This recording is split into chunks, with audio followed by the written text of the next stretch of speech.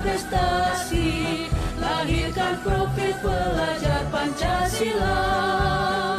Belajar, bergerak, berbagi untuk negeri kita menjadi. Bismillahirrahmanirrahim. Assalamualaikum warahmatullahi wabarakatuh. Alhamdulillah, Bapak Ibu guru sekalian, segala puji bagi Allah yang pada hari ini telah mempertemukan kita kembali dalam kegiatan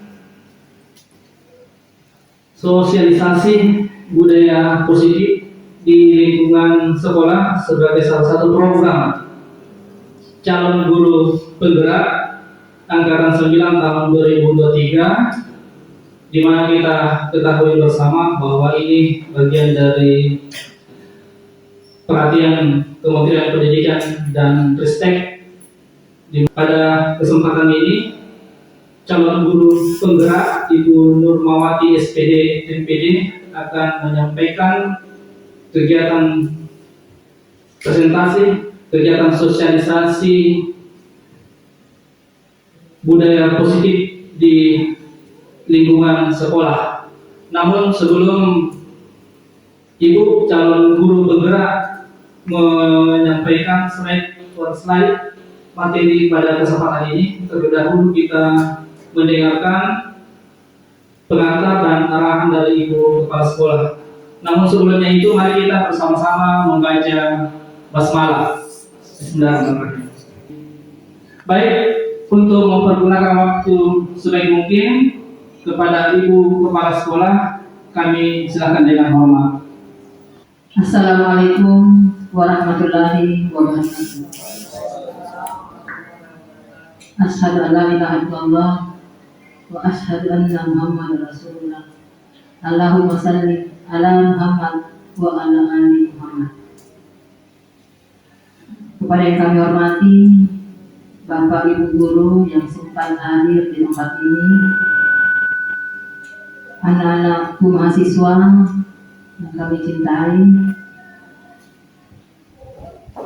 puji syukur kehadirat Allah Subhanahu wa Ta'ala karena berkat rahmat taufik dan hidayahnya lah sehingga kita dapat berkumpul di tempat ini dalam rangka kegiatan sosialisasi calon guru penggerak, di mana calon guru penggerak ini akan mengadakan aksi nyata modul 14 dengan judul sosialisasi budaya positif di sekolah. Salam dan salawat kami aturkan kepada Nabiullah Muhammad SAW sebagai rahmatan lil alamin, contoh teladan bagi kita semua. Rekan-rekan guru yang kami hormati, akan sebentar calon guru penggerak kita atas nama Ibu Nurmawati SPD akan memaparkan kegiatan sosialisasi budaya positif di sekolah yang nantinya akan banyak memberikan manfaat kepada guru sekalian, akan dapat memberikan pembelajaran yang sangat kita butuhkan di era sekarang ini, di mana kita pada saat ini telah mengikuti atau melaksanakan kurikulum merdeka. Untuk mempersingkat waktu, rekan-rekan guru yang kami hormati,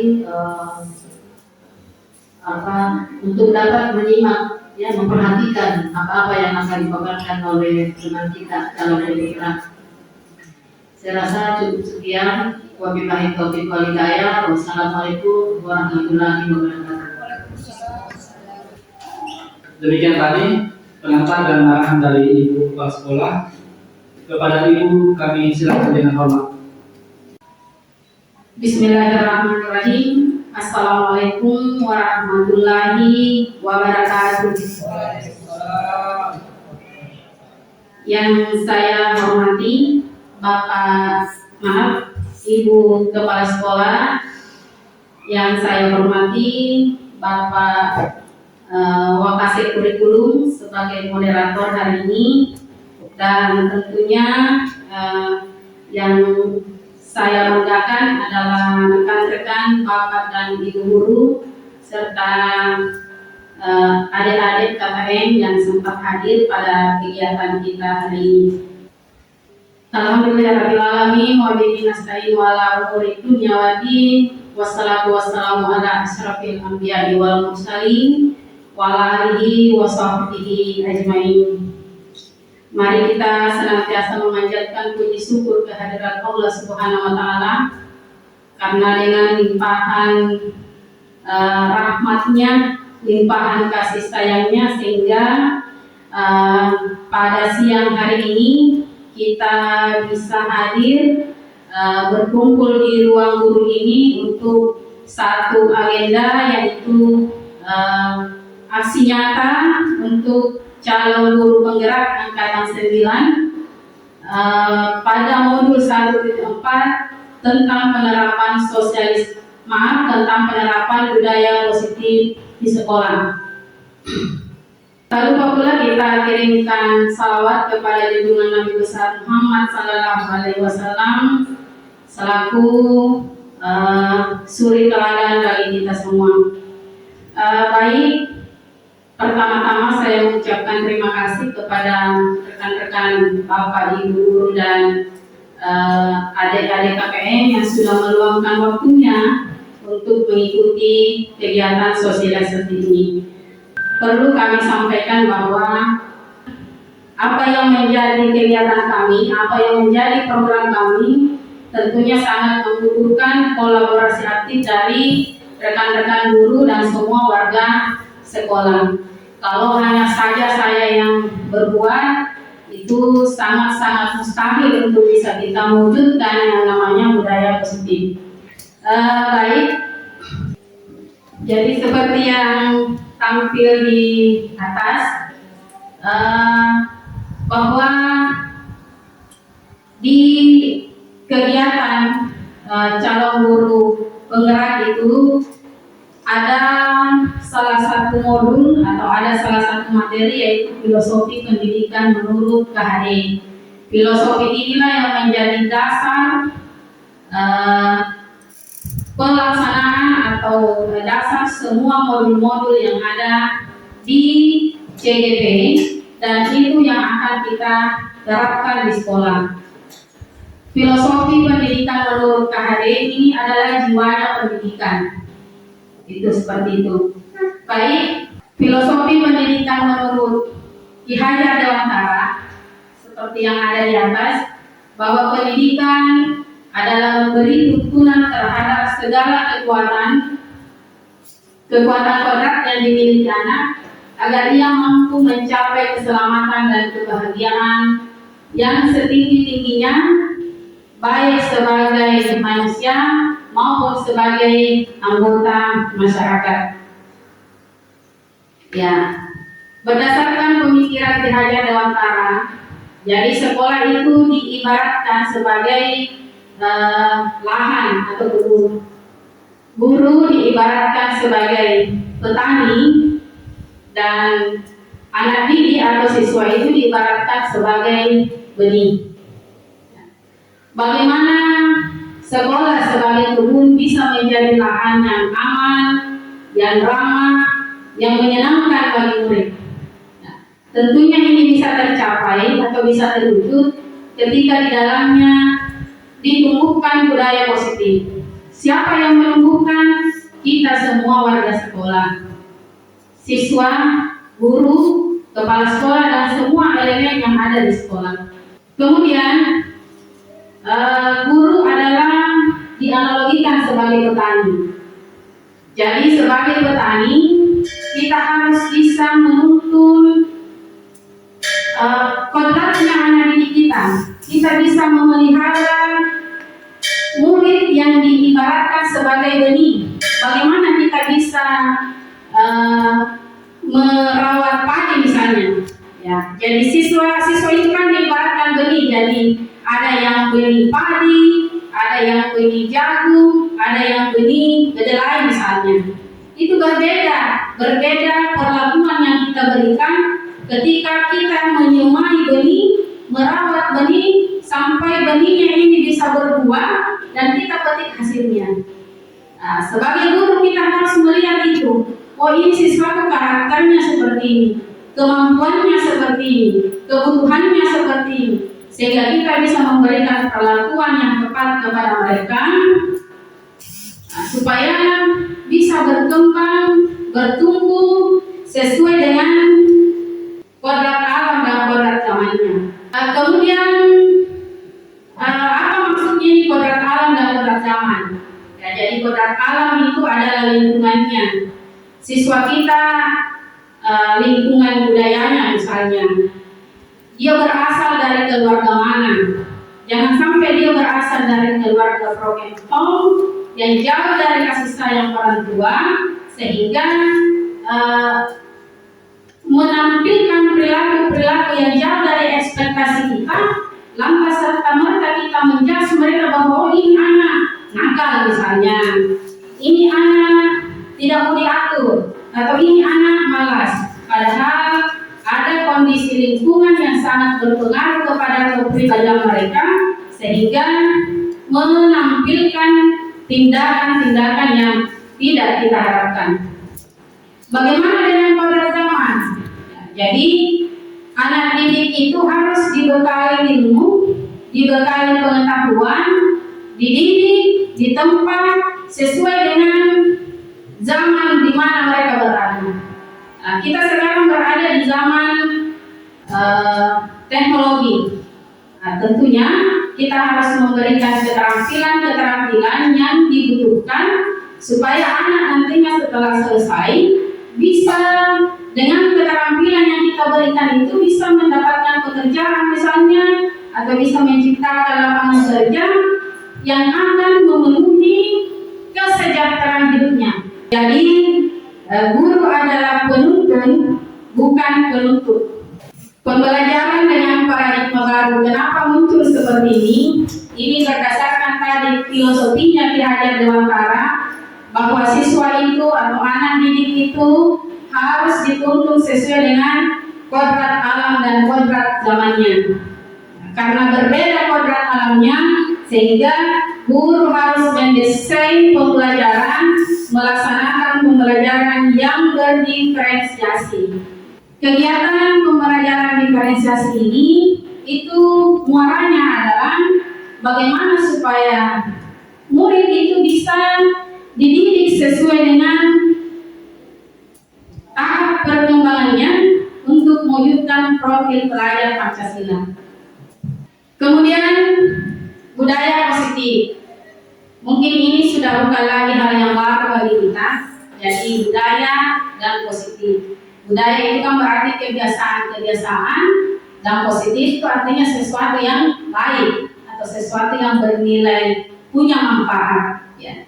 Budaya positif adalah nilai-nilai, keyakinan-keyakinan dan kebiasaan-kebiasaan di sekolah yang berpihak pada murid agar murid dapat berkembang menjadi pribadi yang kritis, penghormat dan bertanggung jawab. Apakah ini sesuatu yang baru buat kita di sekolah? Tentunya tidak. Kita sudah lakukan selama ini. Hanya saja mungkin yang kita perlu konsisten, berkesinambungan, ya, dan kolaborasi aktif dari semua pihak. Kemudian untuk bisa menciptakan budaya positif, yang pertama yang kita tumbuhkan itu adalah disiplin positif. Bisa dilihat di atas. Jadi disiplin positif merupakan salah satu cara penerapan disiplin yang bertujuan untuk menumbuhkan kesadaran serta memberdayakan peserta didik tanpa imbalan.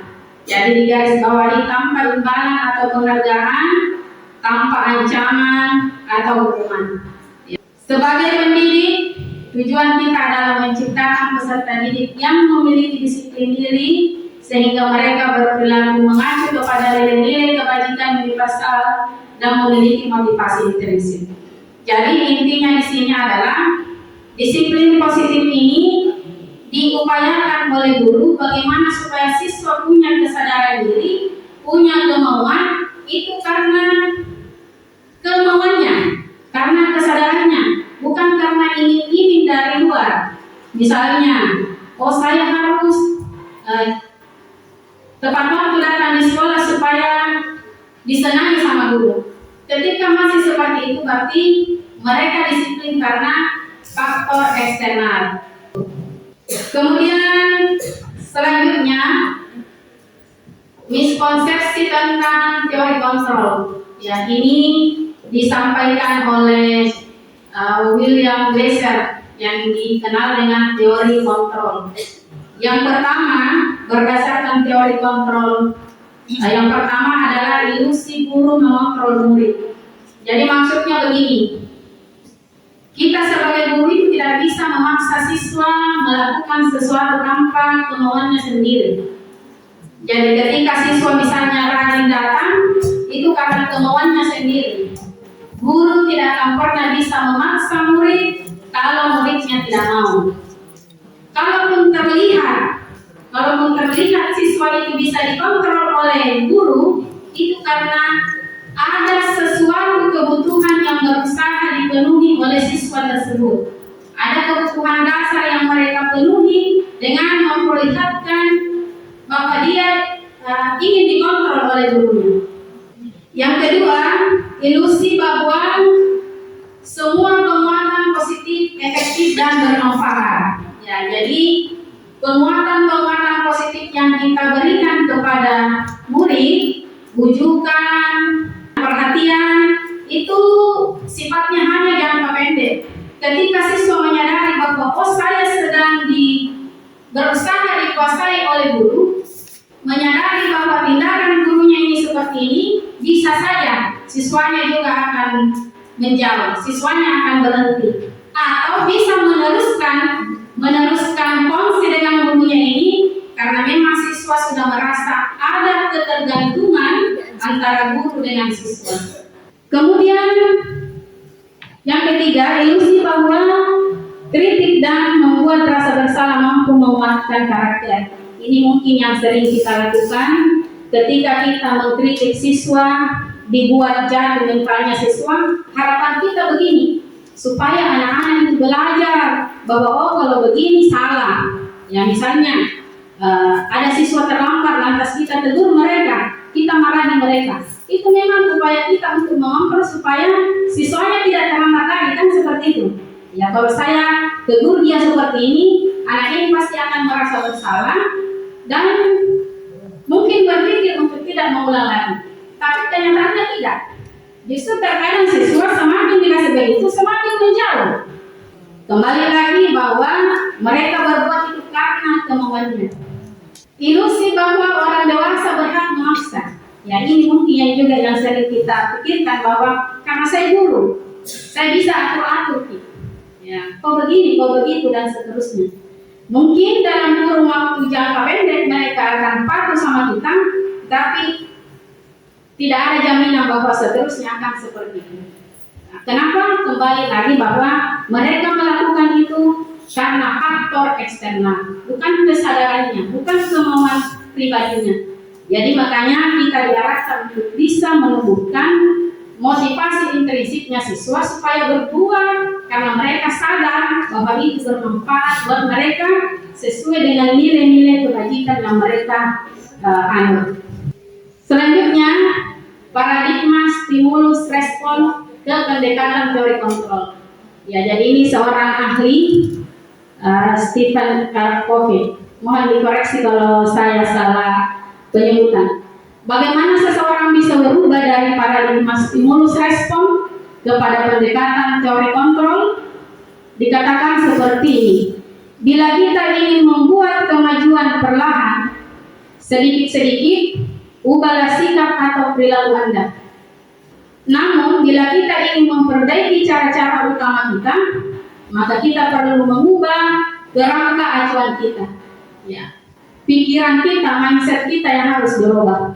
Ubahlah bagaimana Anda melihat dunia, bagaimana Anda berpikir tentang manusia, ubahlah paradigma Anda, skema pemahaman dan penjelasan aspek-aspek tertentu tentang realitas. Ketika kita menginginkan yang lebih dari itu, anak-anak memang meyakininya, melakukannya secara konsisten dan berkesinambungan di mana mereka berada, maka tumbuhkan motivasi intrinsiknya, tumbuhkan kesadarannya, tumbuhkan keyakinannya bahwa memang hal ini bermanfaat buat saya, memang ini baik buat saya. Saya berbuat bukan karena guruku, saya berbuat bukan karena orang tuaku, tetapi itu untuk saya. Seperti itu. Ini bisa kita lihat perubahan paradigma stimulus respon ke pendekatan teori. Stimulus respon itu maksudnya begini, Bu. Dalam kerangka pikirannya itu, ketika ada sikapnya anak-anak, selalu orientasinya pertama, oh ini anak diberikan hukuman, oh ini anak malas, oh ini anak tidak patuh. Nah, ini yang kita rubah menjadi teori kontrol. Bisa dilihat pada tabel ini, stimulus respon itu pemikirannya, realitas kita sama. Ternyata di teori kontrol, realitas kita berbeda, kebutuhan kita berbeda. Kemudian semua orang melihat hal yang sama, itu menurut stimulus respon. Pada teori kontrol dikatakan bahwa setiap orang memiliki gambaran berbeda. Jadi kita masing-masing punya pemikiran yang berbeda. Kemudian yang ketiga, kita mencoba mengubah orang agar berpandangan sama dengan kita. Di teori kontrol, kita berusaha memahami pandangan orang lain tentang dunia. Berikut, perilaku buruk dilihat dengan suatu kesalahan. Teori kontrol, semua perilaku memiliki tujuan. Ini kita kaitkan dengan teori motivasi. Sebentar, ada teori motivasinya. Kemudian, orang lain bisa mengontrol saya. Kalau di stimulus respon, dia berpikiran bahwa orang lain bisa mengontrol saya. Kalau mendekatan kontrol, hanya Anda yang bisa mengontrol diri Anda. Saya bisa mengontrol orang lain. Kemudian teori kontrol mengatakan Anda tidak bisa mengontrol orang lain. Stimulus respon berikutnya, pemaksaan ada pada saat bujukan gagal. Kemudian teori kontrol, kolaborasi dan konsensus menciptakan pilihan-pilihan baru. Jadi kerjasama, kesepakatan antara guru dengan murid ketika ada permasalahan, ini maksudnya bisa melahirkan pilihan-pilihan atau alternatif pemecahan solusi, pemecahan masalah. Berikutnya model berpikir menang atau kalah. Kalau di teori kontrol, model berpikir sama-sama menang. Jadi siswa atau murid mendapatkan solusinya, guru juga berkurang beban stresnya, ada kepuasan karena bisa membimbing murid, seperti itu. Sebagai nilai-nilai kebajikan, saya hanya mengambil 3 contoh. Yang pertama, profil pelajar Pancasila yang merupakan nilai-nilai kebajikan yang akan kita wujudkan di lingkungan pendidikan. Ya, yang pertama, beriman dan bertakwa kepada Tuhan Yang Maha Esa dan berakhlak mulia. Kemudian berkebinekaan global, gotong royong, mandiri, kreatif, dan bernalar kritis. Inilah tugas kita sebagai guru, bagaimana pola asuh kita kepada anak didik supaya profil pelajar Pancasila ini bisa dimiliki oleh anak didik kita dan menjadi ciri mereka. Kemudian yang kedua, IDEO Primary Years Program. Ya, nilai kebajikannya ada toleransi, rasa hormat, integritas, mandiri, menghargai, antusias, empati, keingintahuan, kreativitas, dan kerjasama. Berikutnya, nilai kebajikan dari keterampilan hidup, life skill, dapat dipercaya, lurus hati, pendengar yang aktif, tidak merendahkan orang lain, memberikan yang terbaik dari diri.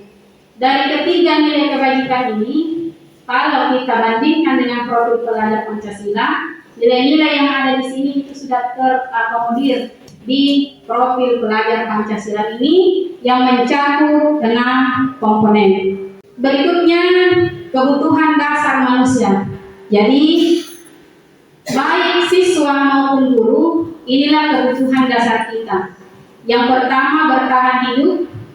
kebutuhan fisik, yaitu makanan, pakaian, tempat tinggal, keamanan, dan kesehatan. Kemudian kasih sayang dan rasa diterima. Ya. Rasa diterima, dipedulikan, berbagi, kerjasama, menjadi bagian dalam kelompok. Kebutuhan yang ketiga adalah penguasaan. Harga diri, keinginan untuk dianggap memimpin, beradaptasi, diikuti atau didengar. Kemudian kebebasan, mandiri, memiliki pilihan, mencoba hal baru, mampu mengendalikan arah dan dirinya. Kesenangan, bermain, humor, antusiasme, dan tertawa. Kalau ini semua orang memiliki ini, baik guru maupun siswa, kebutuhannya di sini. Kemudian teori motivasi. Ya, jadi teori motivasi yang dikemukakan oleh Diane Lawson. Yang pertama, ya, jadi mengapa orang melakukan sesuatu itu karena alasan ini. Untuk menghindari ketidaknyamanan atau hukuman. Ya, jadi siswa datang tepat waktu karena takut dihukum. Mungkin seperti itu. Untuk mendapatkan imbalan dari orang lain. Siswa mengerjakan tugasnya karena mau nilai. Siswa rajin belajar karena butuh nilai tinggi. Siswa datang di sekolah karena mau ijazah. Itu karena imbalan. Dan itu kategorinya adalah motivasi ekstrinsik. Mereka melakukan kegiatan ini karena didorong oleh hal-hal di luar dirinya. Kemudian motivasi yang ketiga, untuk menjadi orang yang mereka inginkan dan menghargai diri sendiri dengan nilai-nilai yang mereka percaya. Inilah tugas kita ada di ranah ini. Bagaimana anak-anak yang tadinya bergerak belajar karena dorongan motivasi ekstrinsik itu pelan-pelan kita bisa alihkan, pelan-pelan kita bisa rubah pikiran mereka menjadi mereka berbuat karena keinginannya. Oh, saya belajar karena saya butuh ilmunya. Ilmu ini akan bermanfaat buat kelangsungan hidup saya. Kurang lebih seperti itu. Perbedaan hukuman, konsekuensi, dan restitusi. Ya. Yang pertama, hukuman. Hukuman itu tidak terencana atau tiba-tiba. Murid tidak tahu apa yang akan terjadi atau murid tidak dilibatkan. Kemudian yang ketiga, bersifat satu arah, berupa hukuman fisik atau psikis. Yang kedua, konsekuensi. Terencana, disepakati sesuai peraturan. Misalnya, kalau tidak selesai PSG, tidak dapat sertifikat. Itu kategori konsekuensi. Ya. Tapi kalau siswa terlambat baru kita bilang berjemur di panas matahari, itu kategori hukuman. Restitusi, maaf. Yang kedua, masih di konsekuensi, murid tetap dibuat tidak nyaman. Ya, kenapa? Karena ada beban masih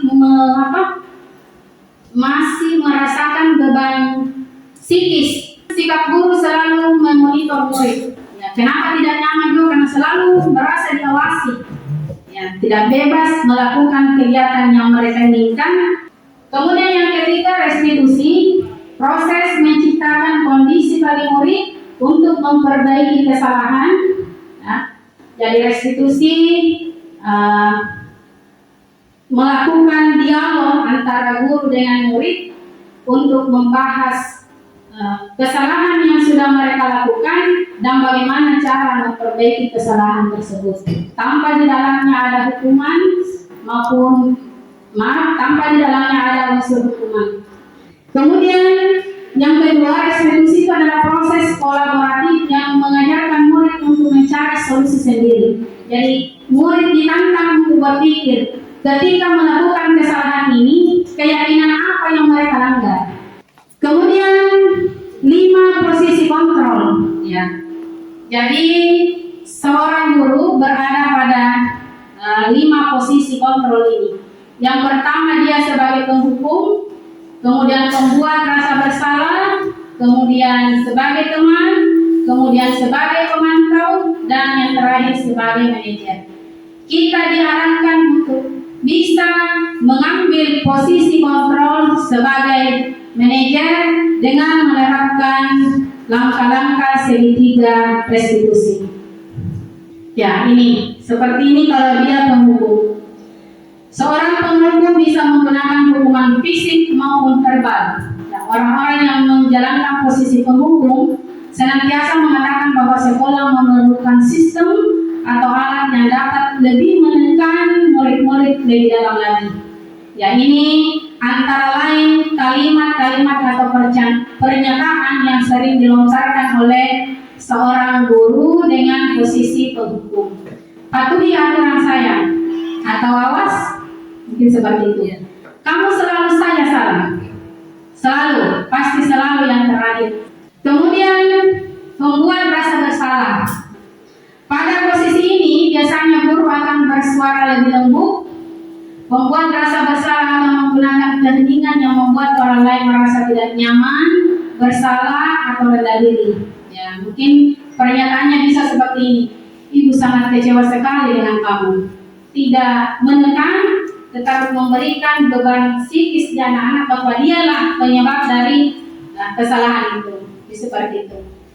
Kemudian posisi kontrol sebagai teman. Guru pada posisi ini tidak akan menyakiti murid, namun akan tetap berupaya mengontrol murid melalui tindakan persuasi, membujuk murid. Posisi teman pada guru bisa negatif atau positif. Positif di sini berupa hubungan baik yang terjalin antara guru dan murid. Guru di posisi teman menggunakan hubungan baik dan humor untuk mempengaruhi seseorang. Ya, ayolah bantu bapak. Nanti bapak dimarahi oleh kepala sekolah, mungkin seperti itu. Ayo ingat tidak bantuan bapak selama ini.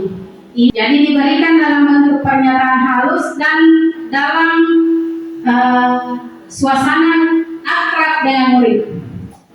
Kemudian kondisi atau posisi kontrol sebagai pemantau. Memantau berarti mengawasi. Pada saat kita mengawasi, kita bertanggung jawab atas perilaku orang-orang yang kita awasi.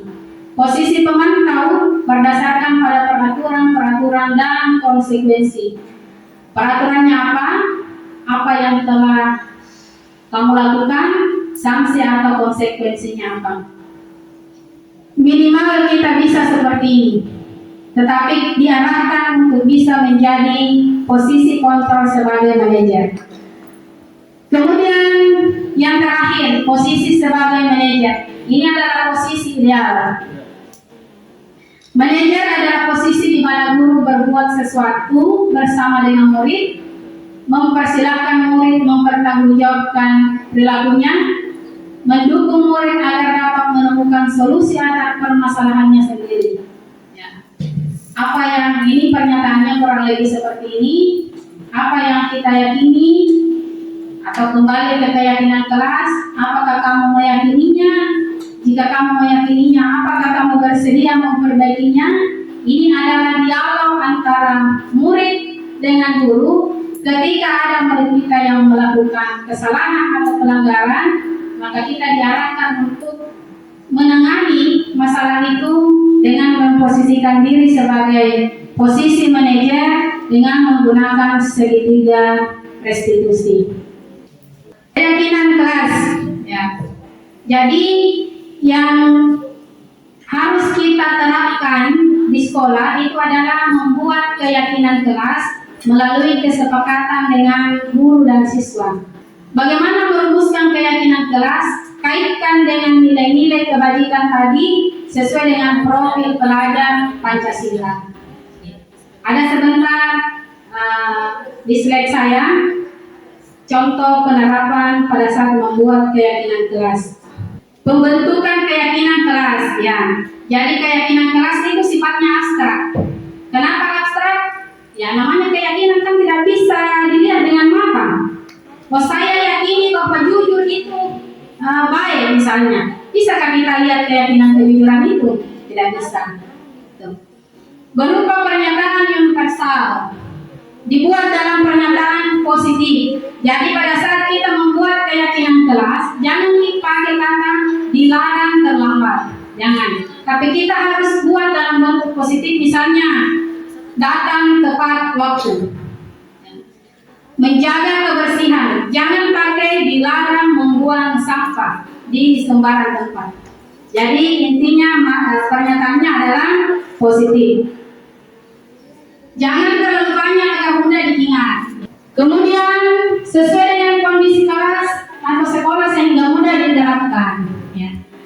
Semua warga sekolah kelas dilibatkan pada saat membuat keyakinan. Jadi pada saat kita membuat keyakinan kelas, diskusi, semua siswa dilibatkan untuk memasukkan saran, baru kita lihat saran-saran apa saja yang ada di situ, itulah yang kita angkat sebagai keyakinan kelas. Setelah itu dipasang dipasang di karton, ditulis di karton, baru disuruh semua siswa untuk tanda tangan di situ.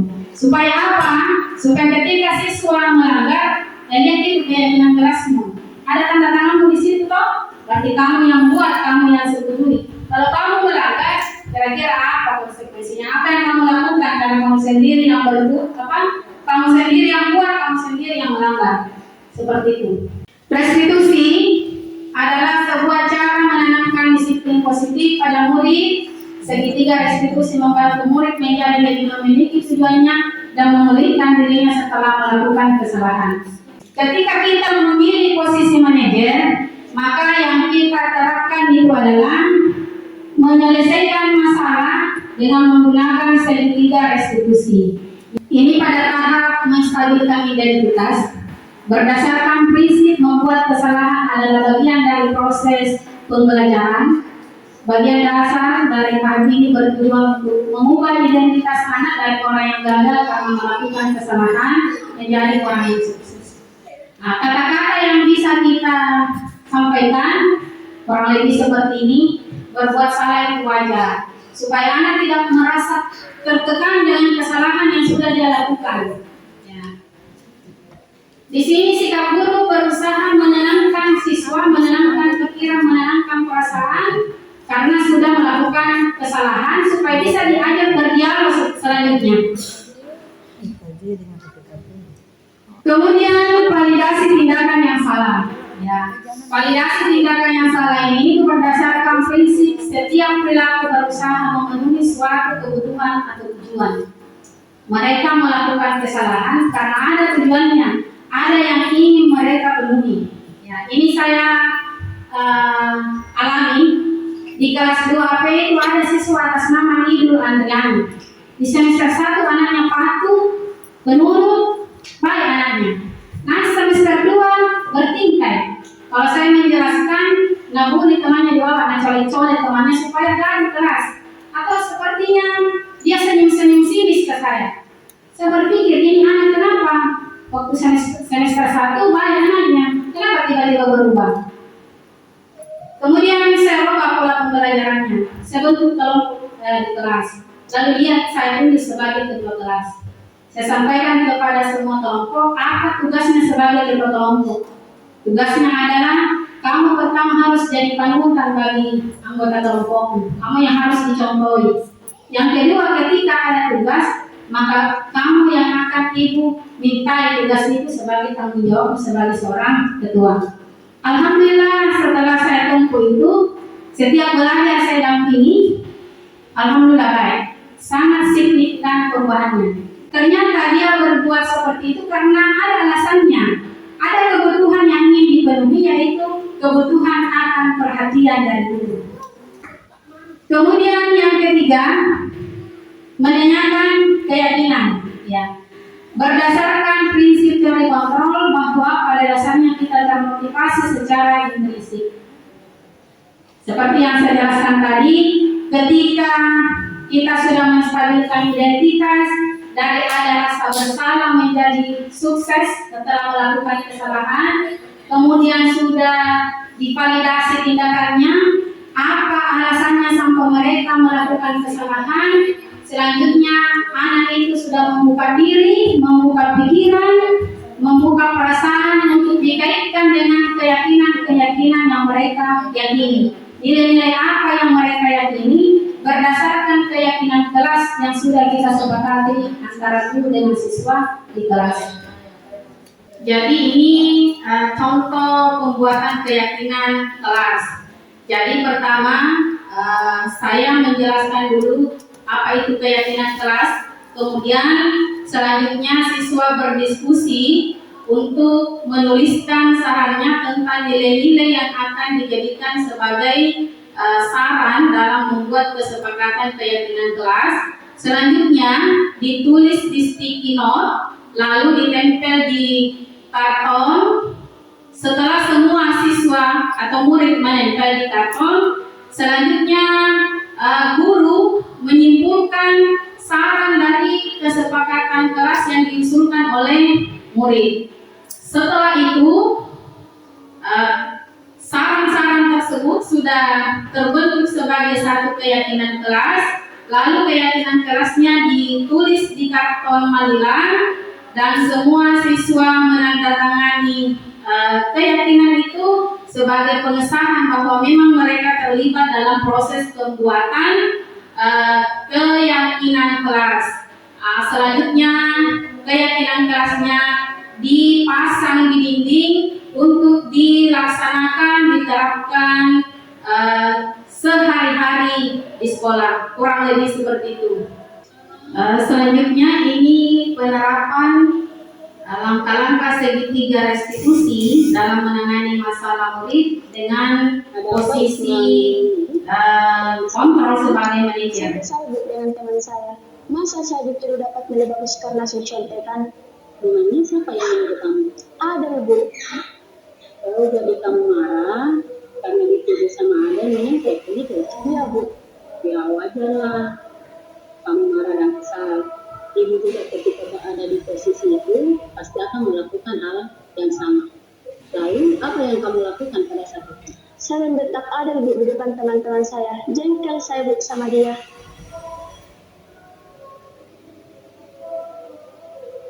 Tak ada beginilah yang masalahnya. Sudah salah memperoleh tahu yang sudah kita apa alasan Isma melakukan Sudah melanggar keyakinan kelas saya sekali bergabung sama teman-teman yang saya ketika ujian itu saya lalu sama teman-teman.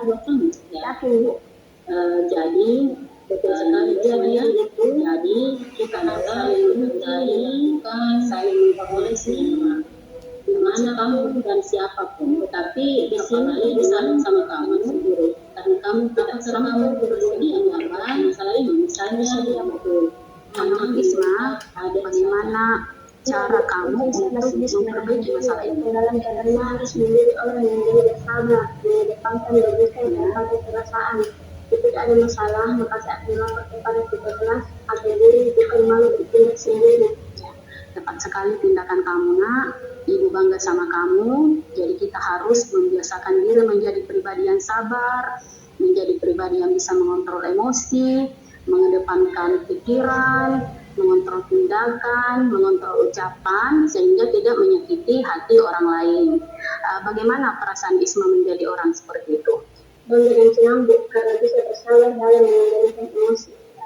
Alhamdulillah, tetap semangat, tetap menjadi anak yang baik, semoga sukses, dan silahkan kembali ke kelas. Terima kasih. Demikianlah presentasi saya. Sebagai kesimpulan bahwa agar bisa mewujudkan tujuan pendidikan seperti yang disampaikan oleh filosofi pemikiran Hajar Dewantara, yaitu terwujudnya pelajar sesuai dengan profil pelajar Pancasila, maka perlu diciptakan budaya positif di sekolah. Budaya positif di sekolah ini adalah tanggung jawab kita bersama. Perlu tekad, perlu semangat, dan perlu kolaborasi positif, konsisten, dan berkesinambungan antar semua elemen yang ada di sekolah. Agar bisa terwujud suasana sekolah yang aman, ramah, menyenangkan, sekolah juga harus tampil sebagai penyedia sarana dan prasarana pembelajaran supaya siswa tak senang, siswa tak nyaman, seperti rumah keduanya. Jadi sekolah itu ibarat rumah kedua mereka. Demikian Semoga apa yang kami sampaikan ini bisa bermanfaat buat kita semua, terkhusus kepada saya. Dan poin pentingnya, semoga ini bisa kita terapkan di sekolah kita. Bagaimana kita menghadirkan pola asuh yang sesuai dengan filosofi Ki Hajar Dewantara, bahwa guru itu adalah menuntun, sekolah itu adalah sebagai badan, dan siswa itu adalah benih. Kita bisa mewujudkan mereka, mendidik mereka, membimbing mereka supaya terwujud profil pelajar Pancasila. Siswa mendapatkan kebahagiaan dan keselamatan yang setinggi-tingginya. Jadi ke depannya pembelajaran yang kita lakukan adalah pembelajaran yang berpihak pada murid. Nah, bukan lagi pembelajaran yang berpihak pada guru. Demikian presentasi saya. Assalamualaikum warahmatullahi wabarakatuh. Waalaikumsalam warahmatullahi wabarakatuh. Bapak Ibu guru sekalian, aplaus dulu Ibu Nurmawati SPD. Alhamdulillah luar biasa materi beliau. Mungkin ada di antara Bapak Ibu guru sekalian sambil menikmati snack yang disiapkan oleh panitia. Silakan yang ingin bertanya atau menanggapi, ada poin-poin dalam hati yang ingin disampaikan, disilakan. Ibu Yuliana SPD, disilakan. Assalamualaikum warahmatullahi wabarakatuh. Yang saya hormati Ibu Kepala Sekolah, yang kami banggakan Ibu Materi, Ibu Nurmawati SPD MPD. Materi hari ini sungguh sangat luar biasa. Karena jujur, mulai dari awal sampai akhir materinya itu betul-betul mengubah mindset kita selama ini. Ya mungkin seperti yang beliau tadi rasakan bahwa selama ini sudah terlalu lama kita melakukan penghukuman. Sudah puluhan tahun mungkin.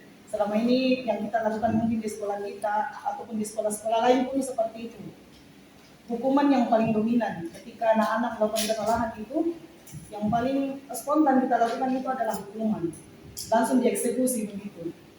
Dan ini materi hari ini jujur bagi saya pribadi itu sangat bermanfaat sekali. Yang mau saya tanyakan ini, apa gebrakan yang bagus dilakukan, salah satu budaya positif yang bagus dilakukan di sekolah itu untuk mengubah, bukan mengubah ya, perlahan anak-anak itu terbiasa etikanya. Karena kita memang miskin etika, Gen Z ini yang sekarang yang kita hadapi ini memang miskin etika, miskin mental. Apa ilmu yang didapat dari CGP supaya ada gebrakan di sekolah kita untuk membudayakan positif supaya anak-anak itu etikanya lebih beradab. Sekian. Assalamualaikum warahmatullahi wabarakatuh. Baik, kami kasih lagi satu pertanyaan untuk silakan. Siapa namanya? Ya, silakan. Baik, terima kasih. Assalamualaikum warahmatullahi wabarakatuh. Sebelumnya perkenalkan, saya Lutfi Sidangani selaku perwakilan teman-teman mahasiswa kampus mengajar angkatan 6 di sekolah ini. Kebetulan saya dari jurusan BK, Ibu. Yang dimana label dari jurusan kami itu adalah polisi sekolah. Nah, sedangkan kalau kami sendiri di kampus itu dididik untuk menjadi seorang pendidik yang kalau seperti dijelaskan tadi lebih berorientasi ke restitusi. Nah, dan juga sebelumnya sebagai salah satu perwakilan generasi Z, mohon maaf, dan sebagai seorang calon guru BK, kami dididik untuk tidak melabel.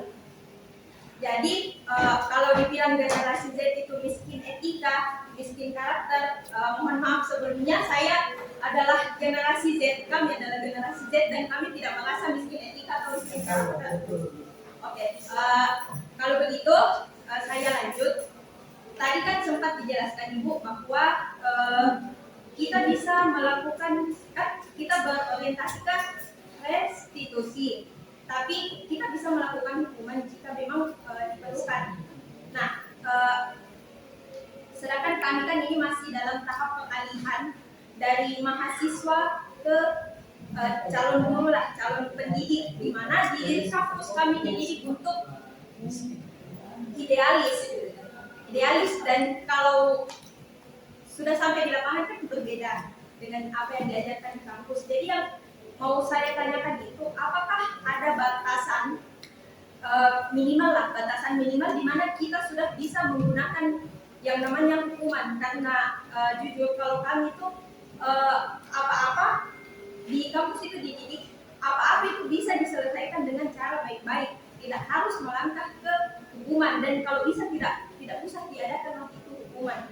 Jadi yang mau saya tanyakan itu bagaimana, apa itu batasannya, tindakan minimalnya yang sudah istilahnya tanda kutip menghalalkan kita untuk melakukan hukuman. Terima kasih. Oh ya, 3 pertanyaan ini kayaknya orientasinya cuma satu, masalah pemberian hukuman. Ya, mungkin Ibu Nurmawati bisa menjelaskan, silakan. Baik, terima kasih atas pertanyaan dari teman-teman. Saya akan menjawab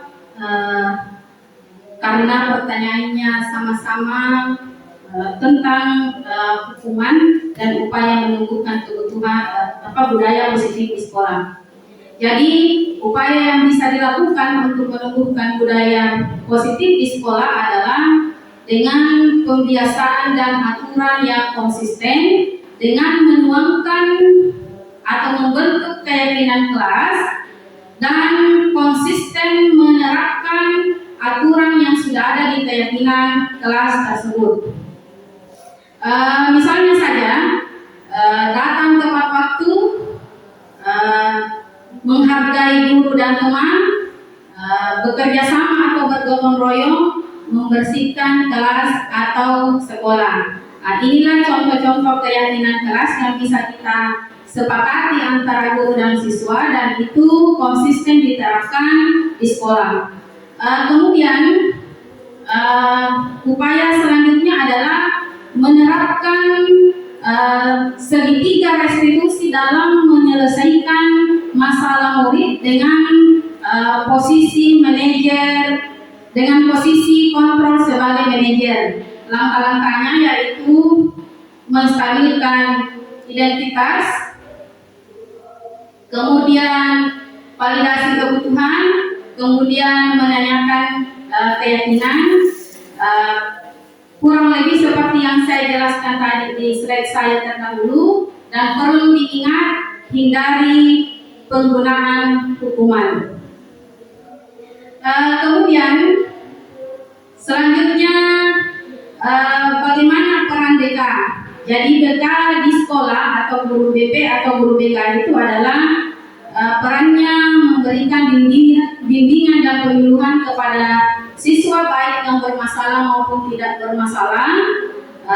Dalam hal ini bagaimana siswa meningkatkan prestasinya, bagaimana siswa diberikan bimbingan tentang karir, diberikan bimbingan tentang jurusan atau perguruan tinggi. Sekiranya mereka ada rencana untuk lanjut ke perguruan tinggi, guru BK bisa memberikan bimbingan mengarahkan bahwa jurusan-jurusan ini yang cocok dengan murid tersebut untuk pengembangan bakat dan minatnya ke depan.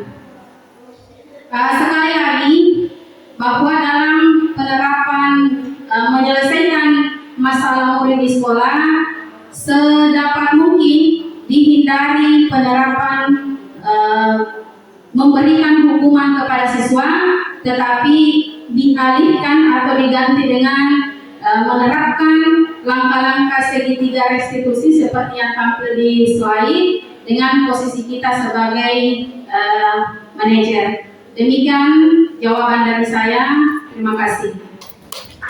Baik Bapak Ibu guru sekalian, kalau mungkin Bapak Ibu guru memberikan nilai, mungkin sudah sangat pantas ini sahabat kita Ibu Nurmawati SPD untuk memegang gelar guru penggerak dari sini ya. Tiba kita di akhir acara seminar tentang senjata yang pemateri tunggal pada kesempatan ini calon guru penggerak dari DPKK Limbung. Aplaus dulu untuk Ibu Nurmawati SPD MPD. Dan terima kasih pula kepada Bapak Ibu Guru atas atensinya ikut dalam kegiatan ini awal sampai akhir, dan semoga sangat berfaedah bagi kita semua. Cukup sekian. Wassalamualaikum warahmatullahi wabarakatuh. Assalamualaikum warahmatullahi wabarakatuh. Waalaikumsalam warahmatullahi wabarakatuh. Jadi hari ini kita akan membentuk keyakinan kelas. Tapi sebelumnya Ibu ingin menyampaikan bahwa keyakinan kelas itu adalah salah satu upaya, salah satu usaha untuk menumbuhkan budaya positif di sekolah. Ya. Siapa yang akan menumbuhkan budaya positif di sekolah adalah tanggung jawab kita semua. Tanggung jawab guru, tanggung jawab siswa, kepala sekolah, semua warga sekolah adalah bertanggung jawab untuk menumbuhkan budaya positif di sekolah. Nah, salah satunya dengan membuat keyakinan kelas.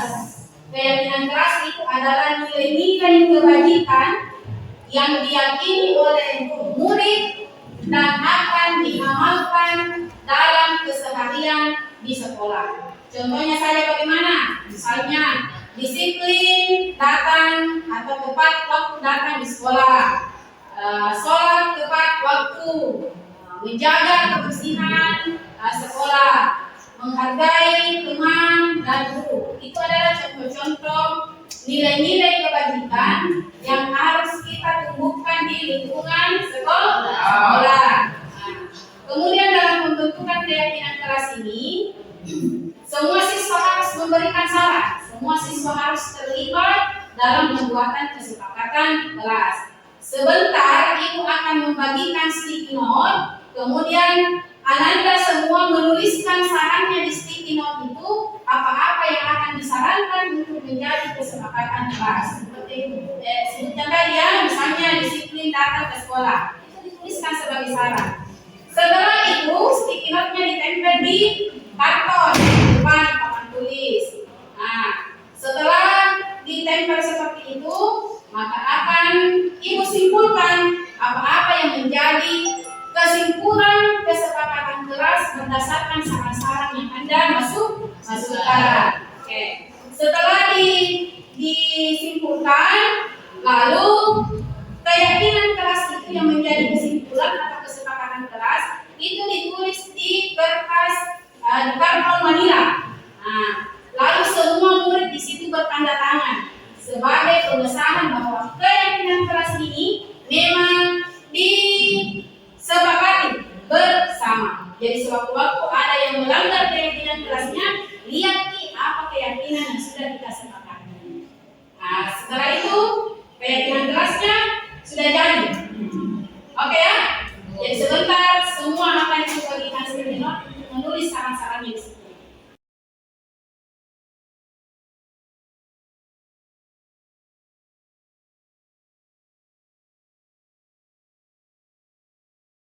Oke, jadi berdasarkan kesepakatan yang Anda masukkan, saran-saran yang Anda masukkan, maka hari ini kita sudah menghasilkan satu keyakinan kelas untuk kelas 2 MPLB. Ya, seperti yang tampil di atas. Ibu harapkan keyakinan kelas ini bukan sekedar dipajang, tetapi itu menjadi pedoman kita semua dalam berperilaku di sekolah. Jadi keyakinan kelasnya diamalkan supaya kita bisa belajar dengan aman, belajar dengan nyaman, dan belajar dengan menyenangkan. Demikianlah. Assalamualaikum warahmatullahi wabarakatuh. Waalaikumsalam